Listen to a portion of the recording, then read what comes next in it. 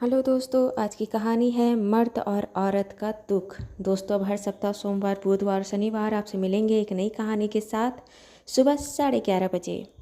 नीलेश आज सुबह ही उत्तर प्रदेश के छोटे से शहर में रहने वाले अपनी मौसा और मौसी जी के घर आया था।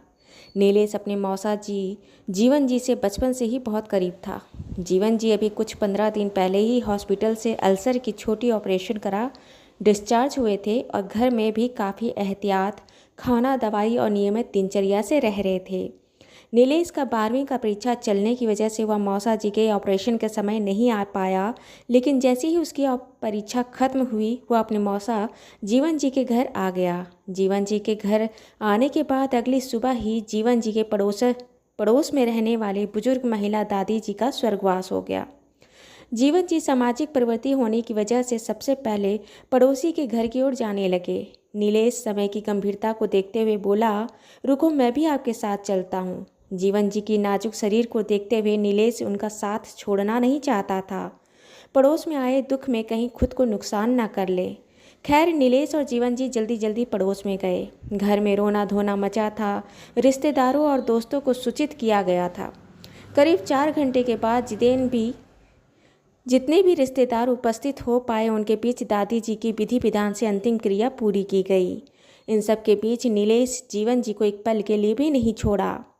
खैर, वह दिन तो निकल गया। दूसरे दिन सुबह जीवन जी अपने घर से बड़ा पतीला चाय बनाकर डिस्पोजल गिलास लेकर नीलेश के साथ दादी जी के घर आए। घर में सूतक की वजह से 3 दिन चूल्हा तो जलना नहीं था, लिहाजा सुबह की चाय जीवन जी और नीलेश जी लेकर आए। 3 दिन का खाना दादी जी के रिश्तेदार के यहाँ से आना था, लेकिन तीनों दिन के सुबह शाम की चाय जीवन जी लेकर आए। जीवन जी रोज़ घर आते, ज़रूरत के काम में सहयोग करवाते, उनके दुख में वहाँ सबके साथ बैठते। 12वां दिन दादी जी की पूजा और भोज अंतिम आयोजित की गई और आज उनकी सारी विधि विधान से अंतिम क्रिया समाप्त हुआ।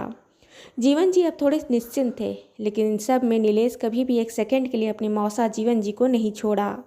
दादी जी की 12वीं खत्म होने के बाद करीब 4 दिन बाद जब सब जीवन जी, नीलेश, मौसी, उनके बच्चे घर में साथ बैठे थे। दादी जी ऐसी थी वैसी थी, घर में सब कैसे हैं, किसी को क्या फ़र्क पड़ता है, जैसे बातें हो रही थी। नीलेश शांत बैठा था। दादी जी और उसके परिवार को इतना करीब से जानता ही नहीं था तो बोलता क्या। तभी जीवन जी की बेटी ने नीलेश को कहा, नीलेश भैया, आप तो दिल्ली जैसे महानगर में रहते हो, ऐसा कुछ वहाँ नहीं देखने को मिलता होगा ना। नीलेश बोला, ऐसा कभी कुछ करीब से आज तक देखा ही नहीं, लेकिन एक बात ज़रूर कहता हूँ, दुनिया जहान के मर्द और औरत के स्वभाव में बारीक अंतर कुछ ज़्यादा नहीं होता होगा।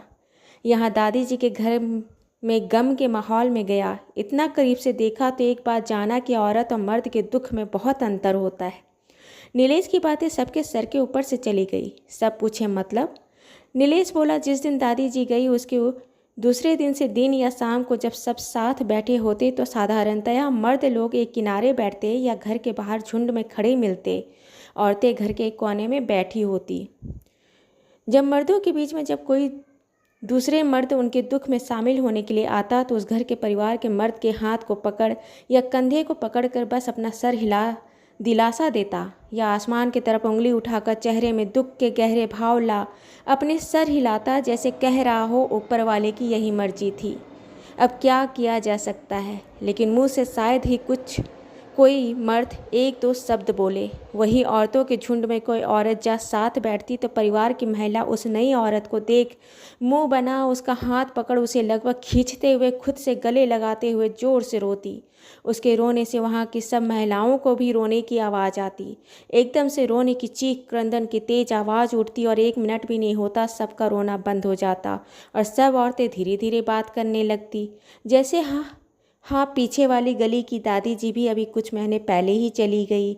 मैं जब भी यहाँ से निकलती थी तो दादी जी मिल ही जाती, उनसे बात किए तो जा ही नहीं सकते। देखो, खाली पंसा लग रहा है। फिर कुछ और बातें, फिर कुछ और बातें। यह सब देख के यही पता चलता है कि औरतों और मर्दों का दुख अलग होता है। नीलेश ने जैसी बारीकी से औरतों और मर्दों का दुख जताने, उनके रोने के समय और औरतों का दुख का आवेश, मर्दों की शांति से दिखने वाले दुख को सुन एक बार वहाँ बैठे सब लोगों को हंसी आ गई। दोस्तों ये कहानी आपको अच्छी लगी हो तो इसे लाइक करें, शेयर करें, सब्सक्राइब करें और मिलते हैं एक नई कहानी के साथ एक छोटे से ब्रेक के बाद। धन्यवाद।